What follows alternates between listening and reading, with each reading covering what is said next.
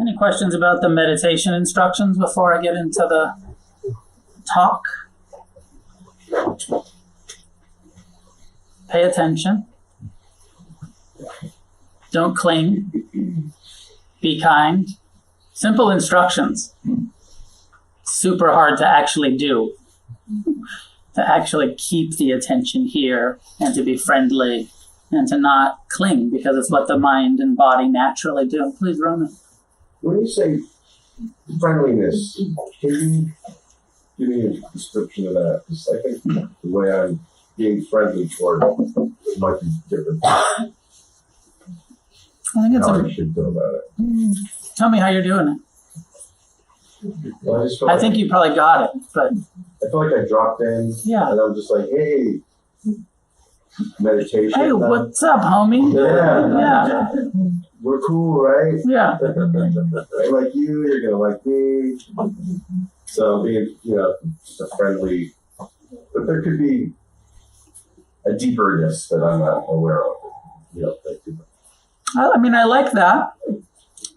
I like the question and for all of us to reflect on what are the qualities of a good friend? What's important to you in friendships? What's important to you about how you show up in your relationships and your friendships?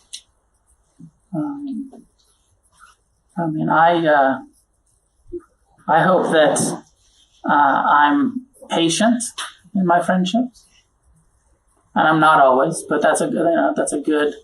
I aspire to be patient with my friends. I'm not always acting right. I aspire to be kind,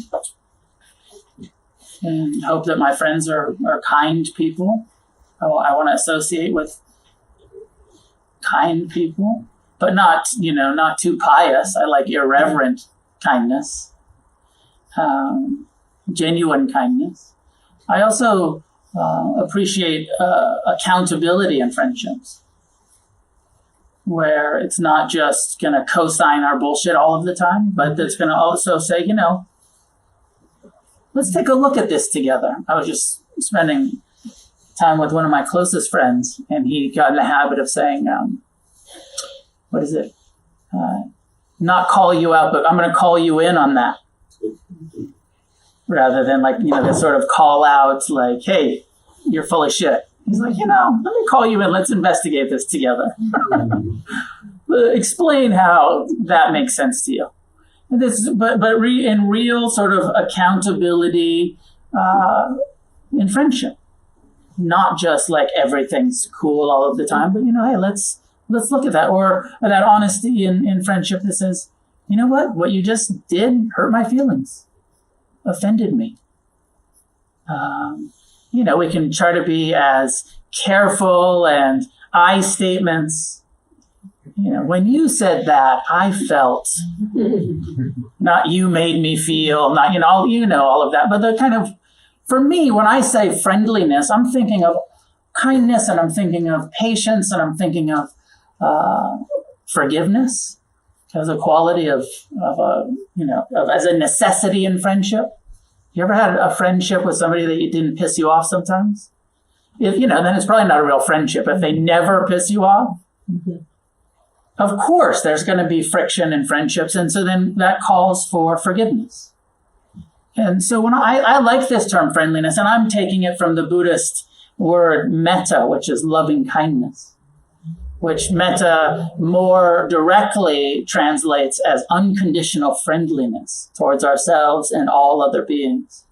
So as we sit down in meditation, establishing, and I like what you said, Rona, of like, all right, hey, what's going on? Cool, we're going to meditate. Me in meditation, we're cool. I feel comfortable around you. You feel comfortable around me. That's part of friendship too, is that sort of like comfort of some level of you're not going to abandon me, I'm not going to abandon you in true friendship. And like in the meditation, like, okay, I'm here with you. You're here with me. Okay, I'm with myself, with my mind, with my body. I'm going to pay attention. I'm going to stay present. I'm not going to ignore you. right? That's the worst, when your friends are ignoring you. Part of friendship is being really present when we can, being really. So I use the term in a general sense to mean all of these positive qualities of connection that usually we're giving to other people. I'm going to be kind to you. I'm going to be friendly. I'm going to be forgiving. I'm going to be patient. I'm going to hold you accountable. All of those things that often we're doing relationally with other people. And saying, okay, now let's turn that on ourselves. Be kind to yourself. Be forgiving to yourself. Hold yourself accountable. Don't just sit here and plan the whole time and let your mind wander. That's a waste of time. Part of friendliness is come back to the present, dude. You've been in this fantasy. Come back. That's a friendly calling you in. Calling you in, come back. This is where the wisdom will be found. Not in thinking about the past, not in thinking about the future. Here. So part of the accountability is returning. Come back over and over. Does that help clarify? And it's what you're thinking mostly, right? Yeah. Also depends on how you like to be treated. Like sometimes friendliness, we have this idea that it is somebody that will just co-sign everything all of the time. If you're my friend, never disagree with me. And let me do whatever I want without any judgment. And it's like, yeah, okay, we have those sort of people maybe in our lives, but that's not the best friend, that's just going to never say, hey, what's going on here? Let me ask you about this. I feel concerned about something. So, anything else meditation-wise? I'll jump into some talk. I want to, here, maybe I can tie this into friendship.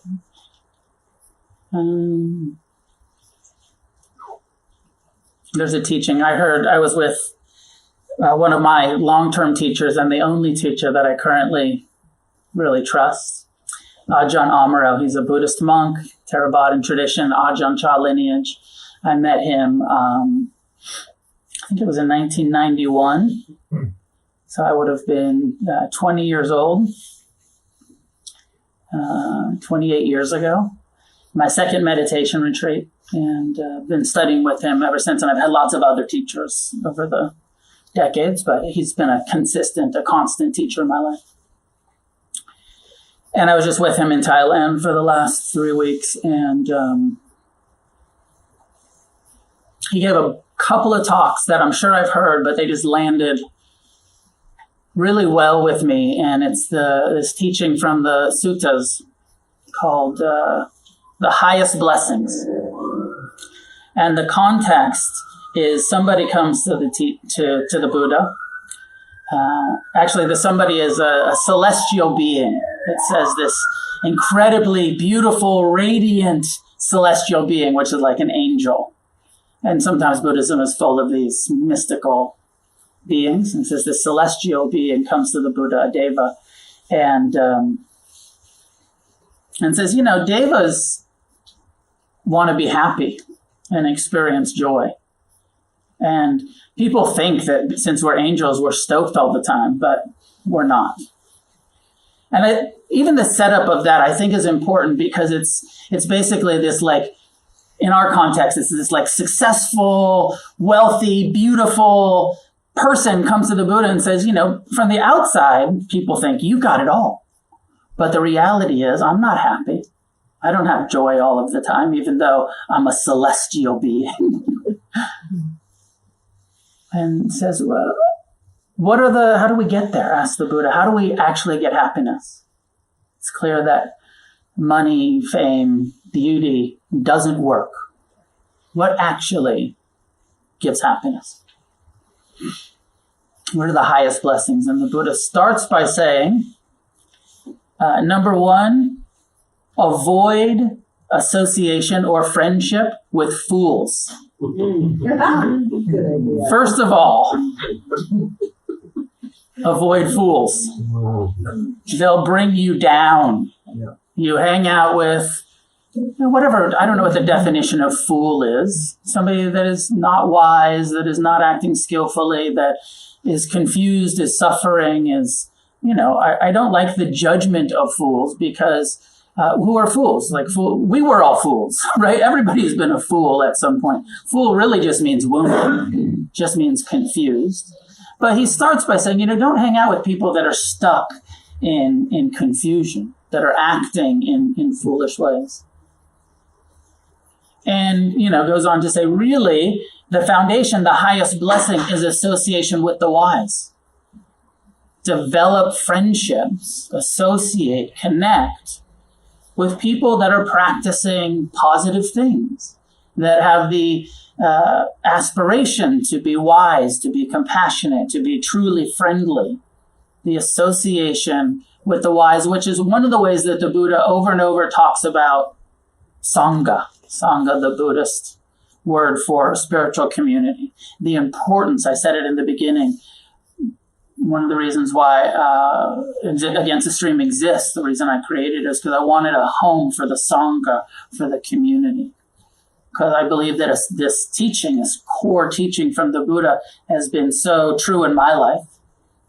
And I just see it as so important, the connections, the associations, who do we hang with?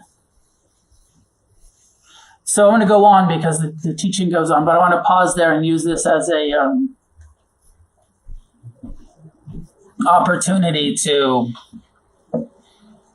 acknowledge and talk a little bit about that the spiritual teacher Ram Dass died. Was it today or yesterday? It might have been yesterday. Was it today? Yesterday? Yesterday. I started seeing the social media posts about it today, I think. And he's a very important teacher to so many people and to many of my teachers. And he was very close friends with my father. And that's why I was thinking about the friendship that they had. My dad died about 3 years ago now, but they had been spiritual friendship since the late 60s. So they had like a 50-year, what we call Kalyanamita, spiritual friendship, the association with the wise. Did all of this teaching together, wrote books together, had been, so connected. And my father actually didn't have very many friends. He had a bunch of associations and was, knew all of the other spiritual teachers and stuff. But he would have said, Ram Dass is my only actual friend. He had a falling out with most of the other spiritual teachers. And, it's hard for a whole bunch of narcissists to really be friends with each other. Just choose one or two.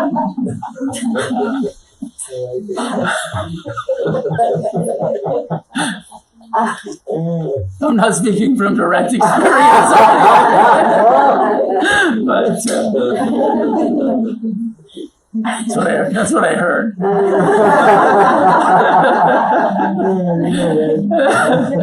Yeah. So they had this, decades and decades of spiritual friendship, and for me interpersonally, that's actually where Ram Dass's importance in my life is his friendship with my father, and how he inspired and supported, and I thought of him as an uncle because he was around and I knew him since I was a little kid. And I read his stuff and it didn't do a lot for me. It didn't inspire me that much. I more gravitated towards the kind of traditional Buddhist views than his views and my father's views, where they were sort of mixing up some Buddhism and some Hinduism and some Sufi poems and, this sort of Unitarian Universalist spirituality. We're all talking about the same thing, and I'm a little too skeptical. I'm like, no, Buddhism is this, and then Hinduism is this, and there's some core philosophical differences. But what an important person, and what a loss to not have him in body in the world anymore. And I know that there's a lot of people grieving his loss. And maybe, is he important to some of you as a teacher? Yeah. some people in our community look important, inspirational, and real trailblazer. Really like, I don't know if everybody knows Ram Dass's story, but his name was Richard Alpert, and he was a professor at Harvard, I believe. And then just started taking a bunch of acid and was like, wait a minute, there's more to reality than this, and went and sought spiritual awakening and met this guru Maharaji named Karoli Baba, and then came back and was like, look, be here now. I think it was 70, 71? 1971, I think, Be Here Now. And it was like the book that turned on masses of people to meditation, to mindfulness, and to the importance of, in the title, to be present here, now, with reality as it is. So I think actually that's one of the qualities of friendship. I think all relationships, like one of the things, what do we know? What we know is everything's impermanent. Just a little bit of, intellectual, like you all know that, right? Everything is impermanent. You pay attention in meditation, you really start having insights into everything is impermanent. Every relationship, every friendship. That part of what we're signing up for when we fall in love with people, when we have not only romantic love, but friendly love, just connection, is that we're going to grieve each other's loss at some point. This relationship is going to end in loss. One of us is going to die first, no matter how long and how healthy and how good our relationship is. It's what we're signing up for in relationship. And, Ram Dass got to watch his friend, my father, die years ago, and now all of the people that were so close with Ram Dass and that loved him, it's part of the process of friendship, of association with the wise. Because you listen to this teaching from the Buddha where it's like, avoid the fools, connect and sustain friendships with the wise. But part of that connection is that it will end. It will change. But the importance of when we're here, having that connection, accountability, friendship.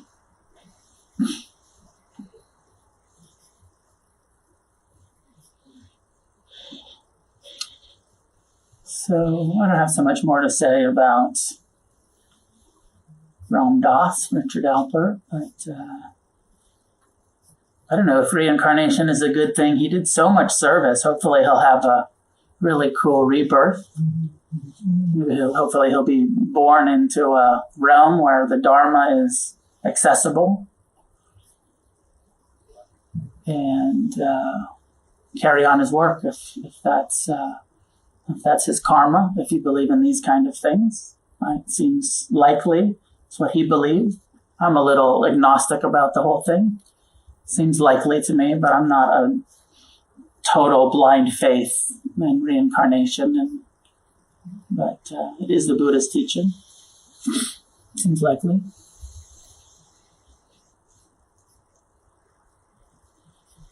So this teaching goes on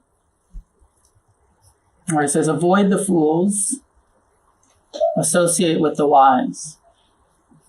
He said, because when you associate with the wise, you're more likely to hear the Dharma. You're more likely to hear truth.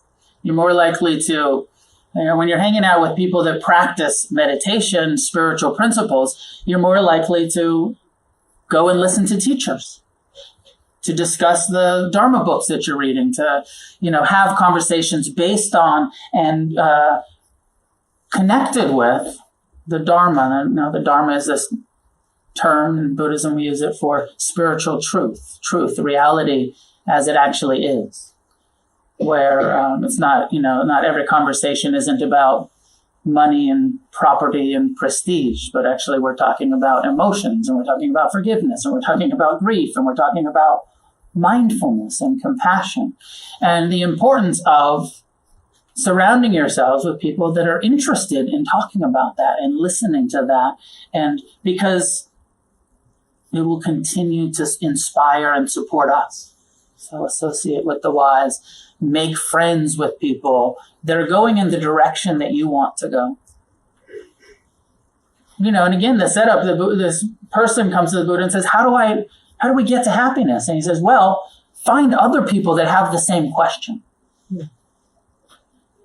that are dissociated, or just not dissociated, dissatisfied enough with the material world, that understand that stuff isn't enough, that there's no material solution, and that are looking for a spiritual solution. That's part of the definition from this perspective of the association with the wise. People who are wise enough to know that there's a dead end of looking for happiness in sense pleasures. There's a dead end of looking for happiness in material. Make sure that your homies know that, right? Hang with the people that know that's a dead end. You're never going to find happiness getting high. That shit just doesn't work, or you can't purchase it. When we're talking about the wise, it's those of us who've woken up enough to say, it's an inside job. No amount of money, no amount of pleasure, no amount of comfort is going to lead to the kind of happiness we seek.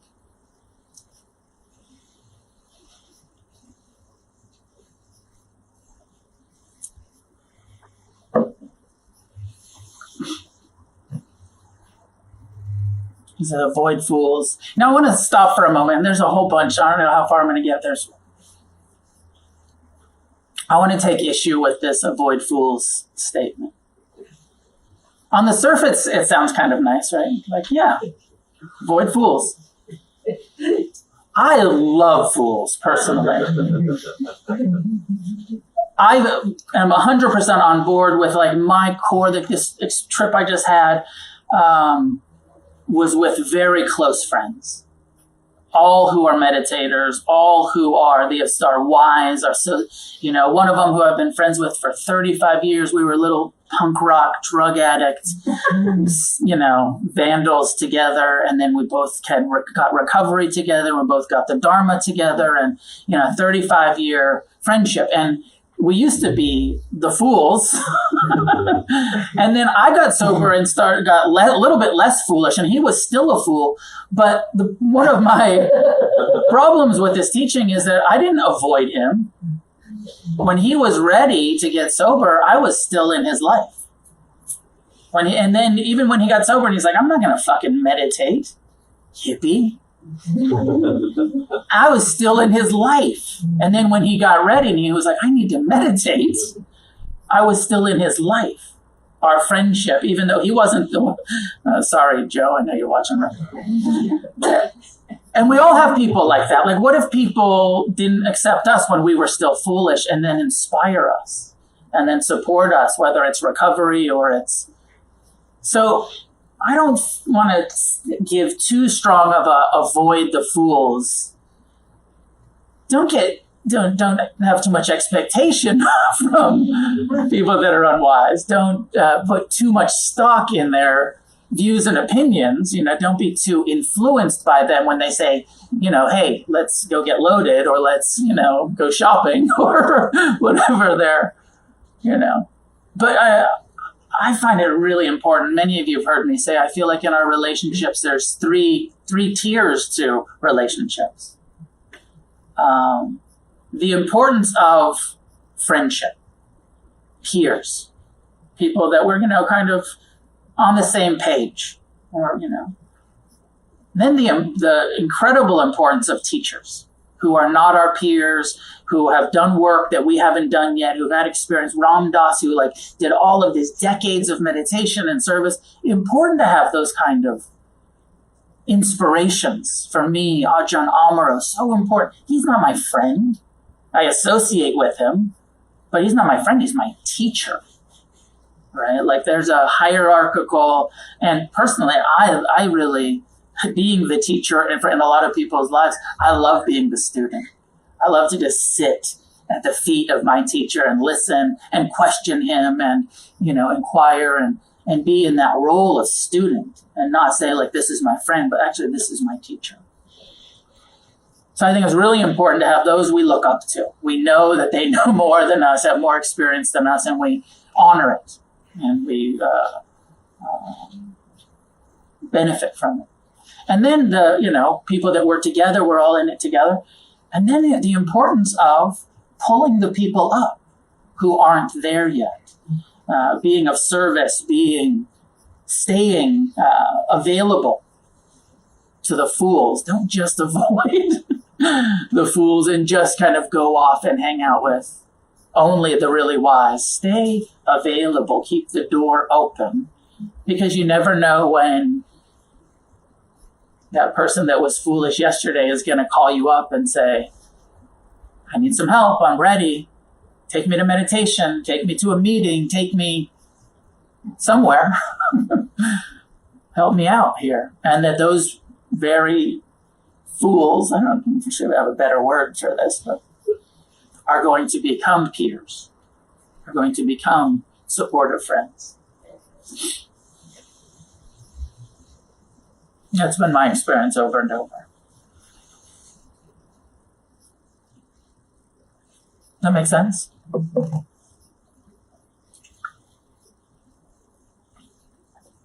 And of course, it's good advice to make sure that you have the spiritual friendships as well, and that you're not the only person you know that meditates. Which is true for a lot of us when we start meditating. Like, I didn't know anybody that meditated, except for my dad and his hippie friends. It was so important to find people that I actually liked that meditated. And for me, that was a long process. I went to, these meditation groups where there was no young people, and it was all my, these baby boomer hippie generation. And I was just like, I'm desperate enough that I'll fucking sit with you guys because this shit works, and I'll find my friends in AA. All right. That's fine.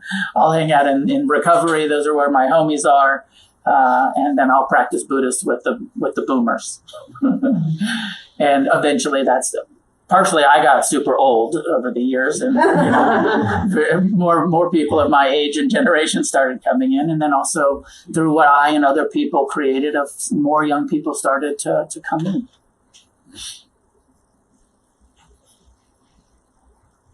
So if we hang out with the wise, the Buddha says the highest blessing is people that will inspire you, that will encourage you to go and listen to the Dharma. We'll say, hey, are you going to that retreat on January 7th in Joshua Tree with Jason and Noah? I will say, you should, friends that will encourage you. That's a good idea. You should go and retreat.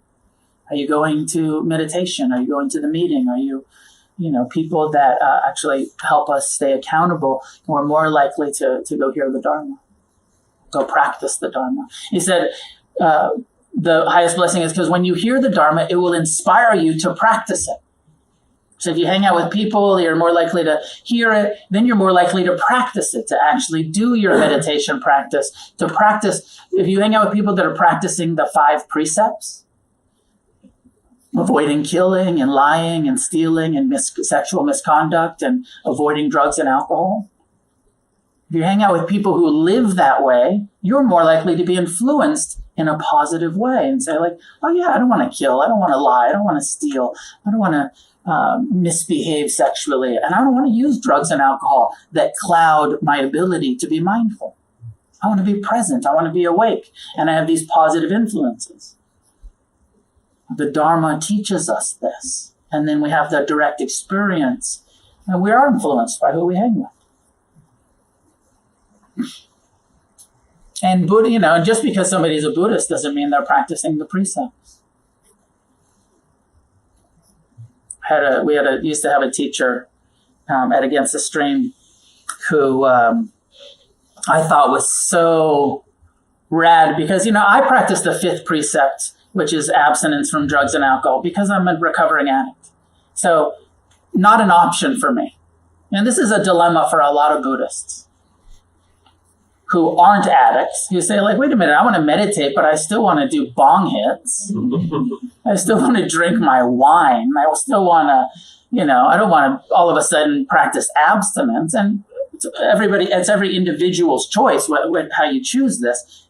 It is the Buddha's teaching that if you really want the highest blessing, if you really want to wake up, there's not really room for drugs and alcohol in the path of awakening from the Buddha's original perspective.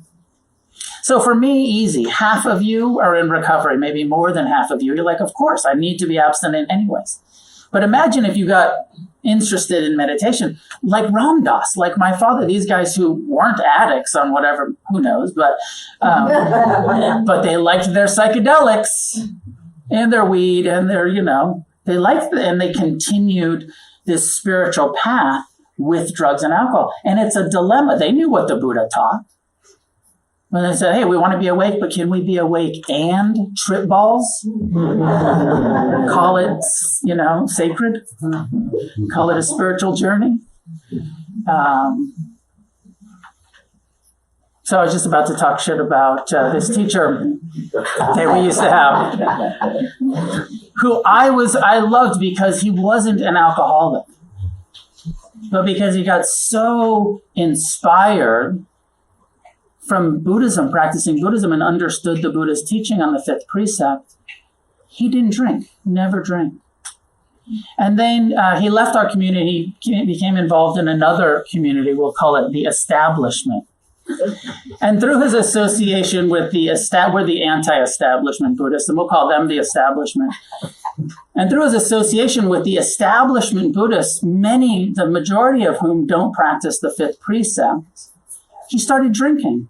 And for me, it was so heartbreaking because what was supposed to be the association of the wise, was supposed to be the influence to practice the Buddha's path, actually these people influenced him in a way to not practice the Buddhist path.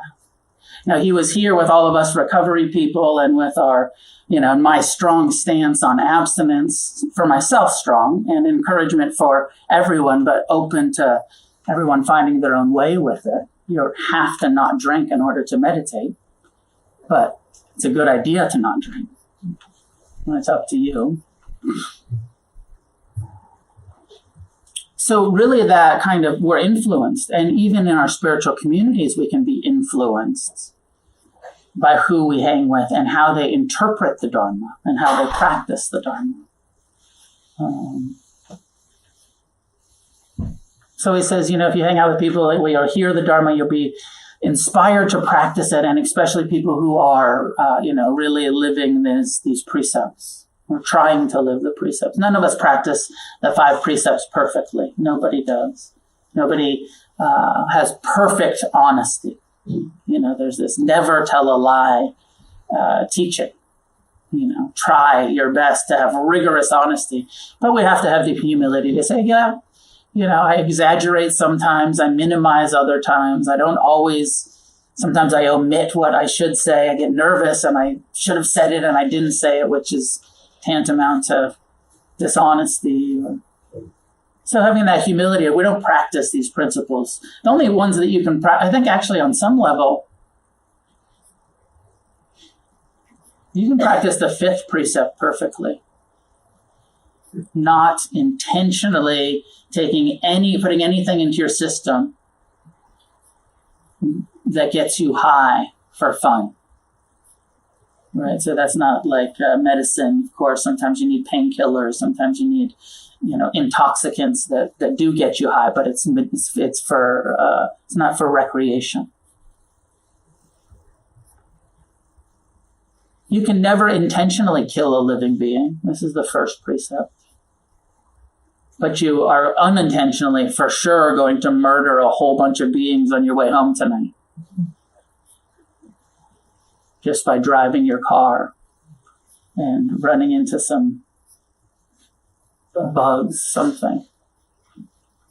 Just by eating a salad, you're going to participate in killing a whole bunch of fruit flies that were on that grapefruit that you harvested, even though it was organic.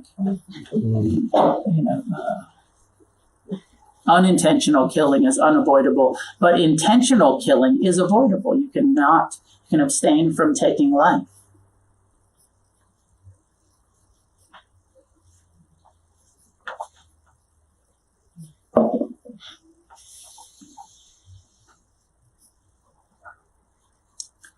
says if you practice the Dharma, the highest blessing will be that you'll begin to see reality as it is. You'll see the impermanent nature of all things for yourself. And when you see the impermanent nature of all things, you'll stop clinging so much. You'll see, oh, everything's impermanent. And every time I get attached to something that's impermanent, I suffer. I'm going to stop doing that so much. And our clinging loosens, and we become better at letting go, at letting things be impermanent, of not clinging and craving and trying to hold on so tight. You can only do that through the insight into impermanence, through the transformation that happens from the inside out in meditation. You learn to let go. And this is the highest blessing, because this is what starts to end the suffering that you experience. Non-attachment, non-clinging. And our spiritual friends that inspire us to listen to the Dharma that inspires us to apply it, applying it, that gives us the experience, the skills that we build through applying the Dharma. You learn to be uncomfortable. Learn to sit still and be in pain. For most of us, it's pain that we have to learn to deal with. For some of us, it's pleasure that we have to deal with. Learn how to enjoy pleasure without clinging to it. Learn how to deal pain without pushing it away.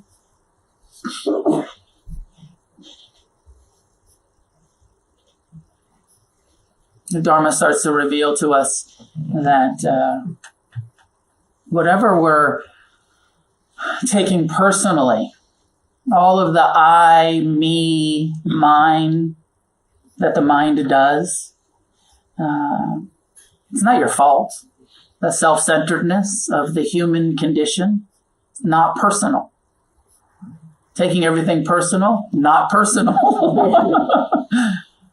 Thinking that everything is about you all of the time, not your fault.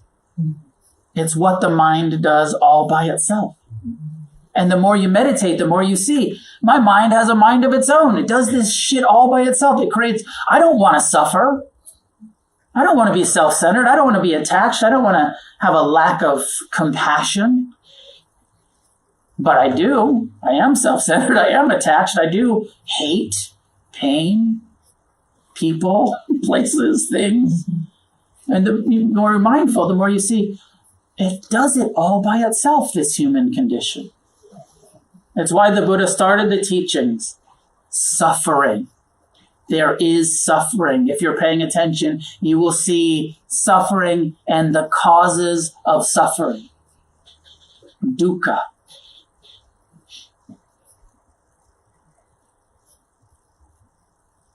One of the other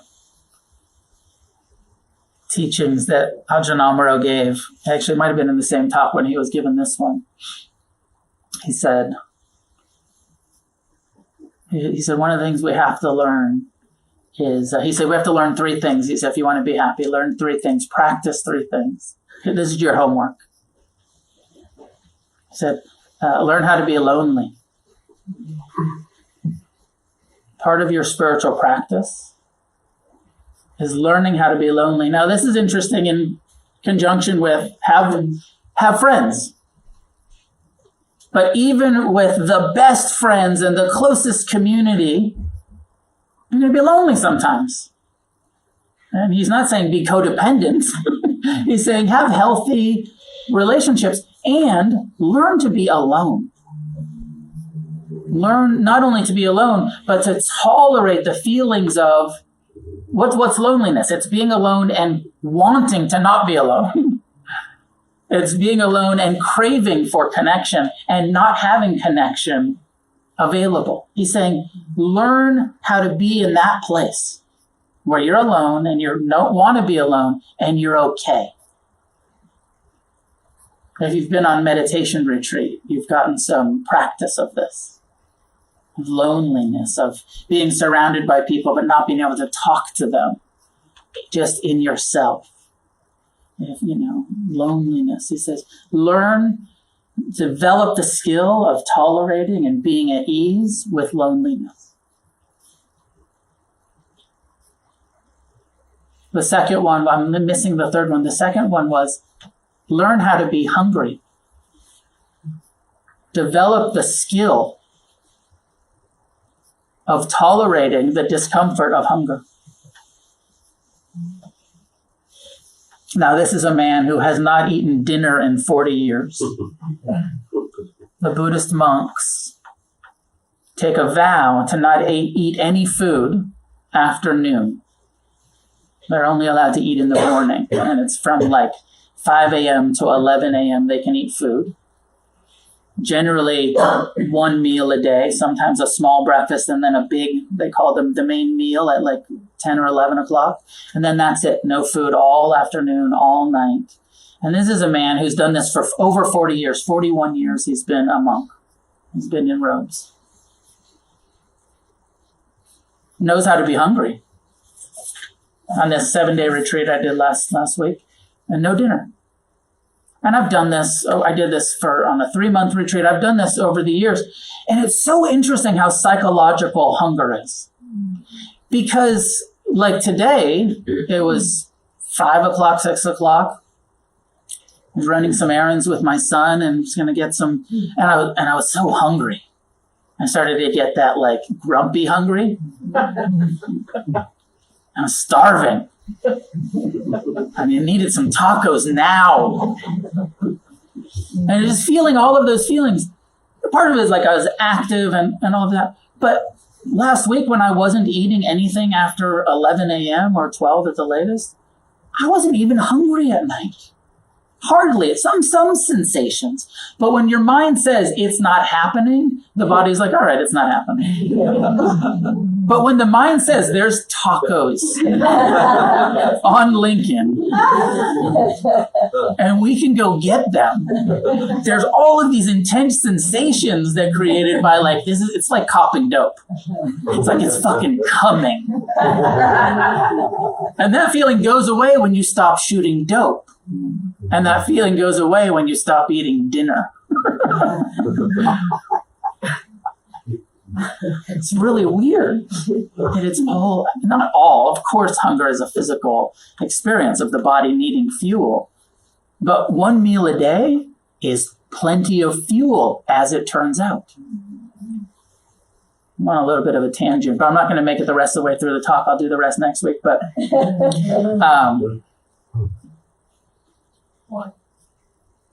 Boredom. oh, what was number 3? Ashley? Boredom. Boredom. Thank you. That was it. Oh, I said it last week. I remembered it last week. There was something else I wanted to say about hunger. I lost it. Okay, so number 3 skill is boredom. Learn how to be hungry. Learn how to be lonely. And learn how to be bored. To not just fill up all of our time entertaining ourselves. And not just, well, I take 30 minutes a day to meditate. That's my boredom time. But to actually spend time in our lives where we're not filling up everything with social media or books or television or doing. Just learn to chill. Learn to hang out. I don't feel like I've got a great boredom skill. I'm intensely interested in intense experiences and, spend a lot of my life trying to create some fun. Put me on a dirt bike, put me on a motorcycle, put me on a skateboard, a surfboard.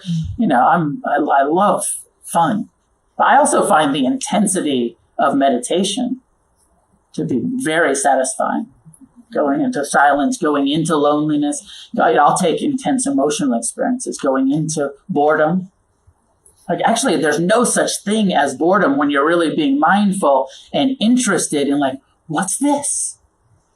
Oh, wow, look at my mind craving for connection. Look at the self-centered fear and the stories that the mind makes up about who we are. Oh, this is very interesting. This is intense. Look at these delusions that the mind creates. Now, when you're really being mindful and you develop that relationship to your mind, you stop believing it and you start observing it. It's a fucking 3-ring circus in there. Like fucking tumbling clowns. Making up stories and fantasies, and they all happen to revolve around you. It's amazing. This whole world is about you in your head.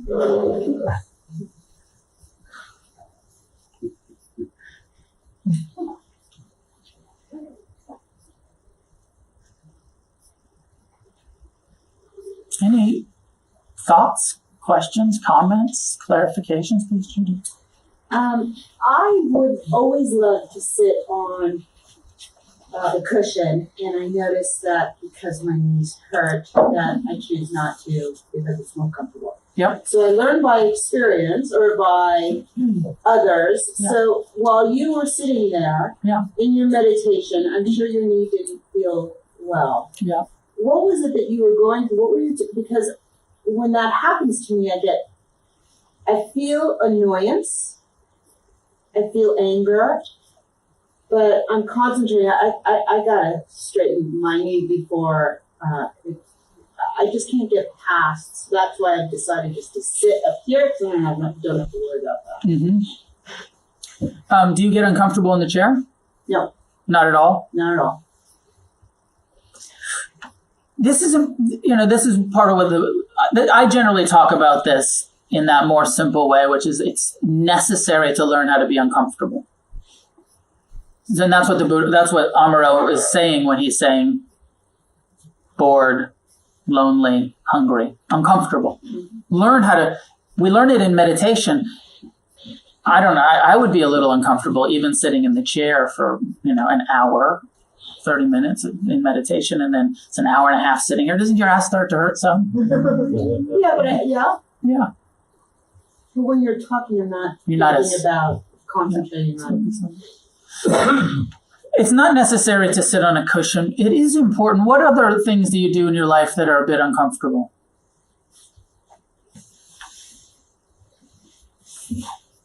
I always try to make myself comfortable.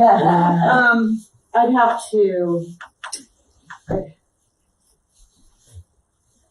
So we don't have to go all the way into it. You don't have to sit on a cushion, but I do encourage you to hear the Dharma here. Identify what you are saying, which is I'm always trying to be comfortable. The problem and it's nice if you can be comfortable, but the problem is, what about when you get stuck in a situation where you can't get comfortable? I always go to the place that it is what it is right now. Yes. And then I quickly just get over it. Okay. So it's good that you already have that. Like that's a positive. A lot of people who are addicted to being comfortable then find themselves stuck in traffic and they have road rage. And they found themselves on an airplane and having an anxiety attack because they can't get comfortable because they can't, right? Or find themselves, in some, physical pain and don't know how to be comfortable with physical pain. If you're always running from pain and seeking comfort, of course, we all want to be comfortable. There's no judgment here at all. Of course, we want to be comfortable. And being comfortable 100% of the time is impossible. Learning compassion for pain and to be hungry, lonely, tired, having your knees hurt, your ass hurt, your heart ache, your mind be loud, with tolerance and compassion is a huge part of what the Buddha is teaching us.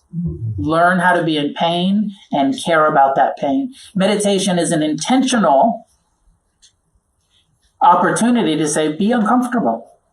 If you're comfortable for 30 minutes in the chair, sit longer. You can sit in the chair, but sit until you're uncomfortable and then keep sitting. So that you... depends on what, like stabbing and tingling and burning and ripping in your ass or your knees or it hurt, right? Like pain. For me, on this retreat, I was getting I was getting a lot of pain in my shoulders. I was sitting on a chair. I prefer to sit on a cushion, but my leg is still in the process of stretching out. and I was getting a lot of back, a lot of shoulder, like stabbing under my shoulder blades and burning, and just sitting there, just being with it, right? Learning tolerance for it rather than avoiding it. So that's a positive of sitting on the cushion.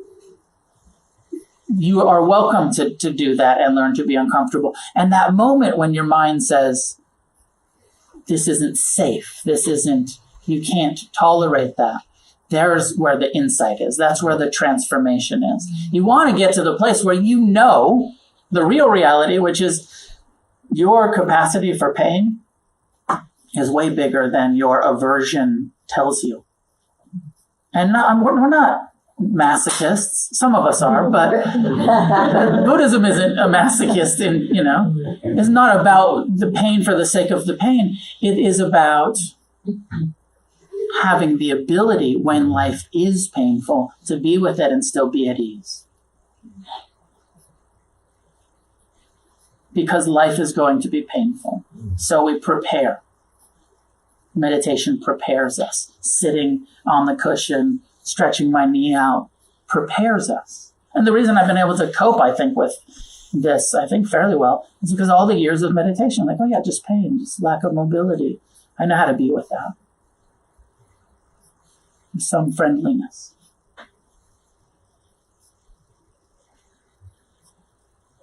That's enough for tonight. Maybe I'll continue this teaching, or maybe we'll move on next week. What's next week? Next week is New Year's Eve. So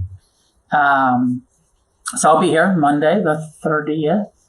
Tuesday, the 31st, we will have the New Year's Eve intention setting ceremony, the annual. I think this is my maybe 15th or 16th year in Los Angeles. I've been doing this for 19 years, since 2000. I started, or 99, Y2K. All through the 90s, I went down on New Year's Eve and partied, went and saw the Cramps or somebody good. And then in 99, or whatever that Y2K is, I was like, I think the world's going to end. It's supposed to end, right? Whatever. Like, let's go meditate through the New Year's. And me and just a handful of friends did this intention setting ceremony, and my wise friends, and they said, let's not party tonight. Let's go meditate together and set some intentions. So I've been doing it for the last 19 years. Started in San Francisco with the Sangha up there, did it for a couple of years when I was in New York with the Sangha out there, and I've been doing it, I think it's 15 years or so here in Los Angeles. Many of you have come over the years to the New Year's Eve. And we get together and we meditate a little bit. We talk about the refuges, the 5 precepts, the ethical guidelines that the Buddha encourages. And then we set up an altar and light a candle and voice our intention for the coming year, after some reflection on what we've been through this year, where we want to go next year, what our intention for our practice, for our life is. We're going to do it from 7 p.m. to 9 p.m., a couple of hours. If it runs over a little bit, that's okay. So you can come and do the intention setting, and then you can still go see the Cramps. Oh, wait. No, not anymore. You can go do something else. So I imagine last year wasn't that full. It was like about this many people last year. I think this year is going to be a bit bigger. I would encourage you to come early and get a seat if you're going to come, because sometimes we used to get 200 people cram into a room a little bit bigger than this. And so, it's not like that anymore, but you definitely want to come get your seat, save some seats for some friends. Two things. What's going on with the meditation? How long is that in Joshua Tree? And are there book studies? Because I have a book and I read it, but is there a way to study, like focus with a group of people? Which book? Refuge book? Yeah. Is that the question?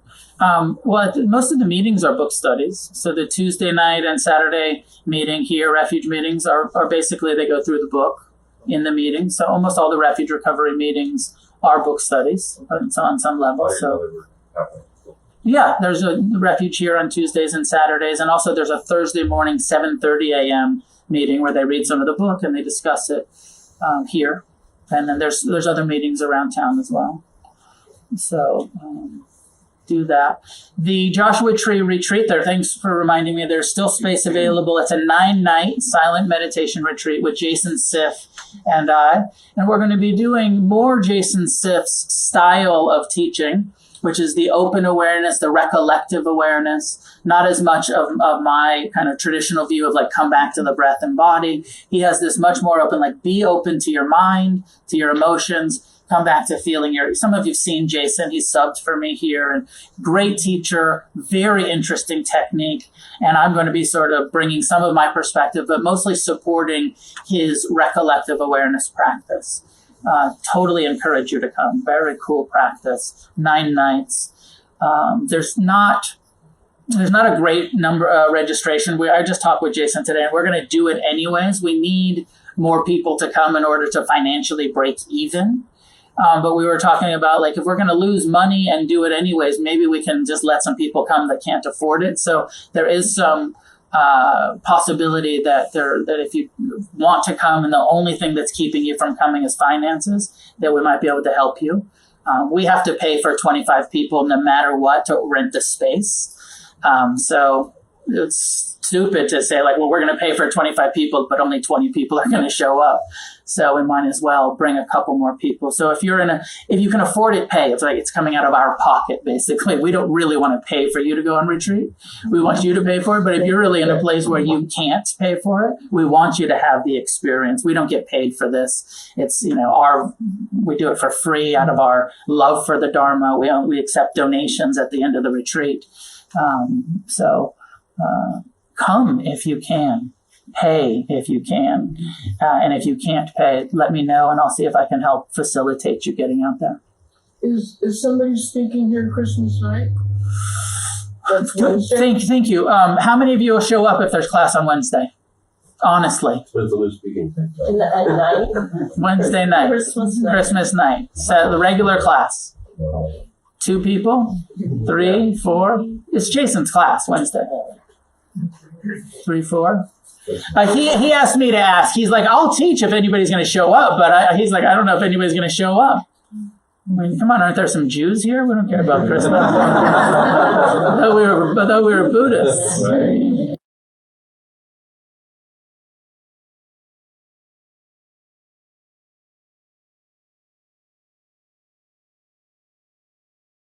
He only got a couple of hands, and so I think that he didn't want to do it if people weren't going to show up. So no class Wednesday. See you Monday. See you next Tuesday. Come for sure. Sign up for the retreat. Talk to me about it. And may any goodness that comes from our practice be shared with all beings everywhere. Each one of us get free, and together, let's change this fucked up world.